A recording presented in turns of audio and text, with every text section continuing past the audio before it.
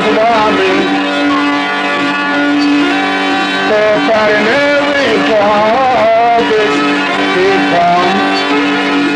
ти мене зводиш, а я хлопець молодий, на твоє не вважав, ще раз на ніч документ, та й собі одважив. Раз іду я дорогою, несу дружка під полою, та й собі думаю, щось зробити маю.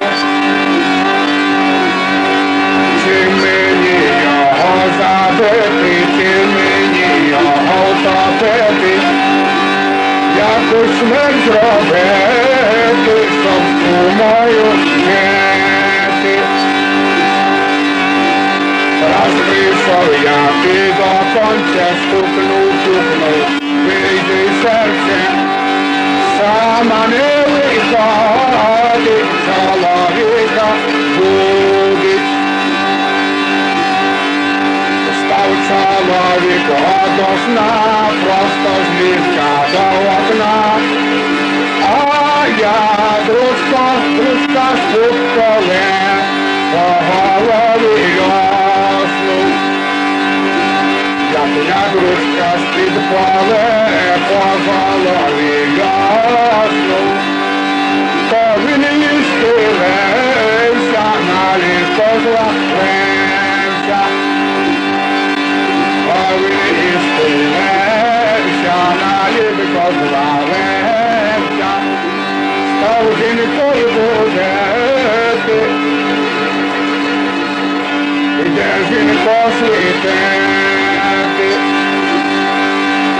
Вставай, жінко, засвіти, якісь гості маєм. Треба відчинити, до хати просити. Він до хати став просити, знаю добре, буде бити. Став я тікати, аж поки ламати. Утікав я, та й не доторкався, як він мене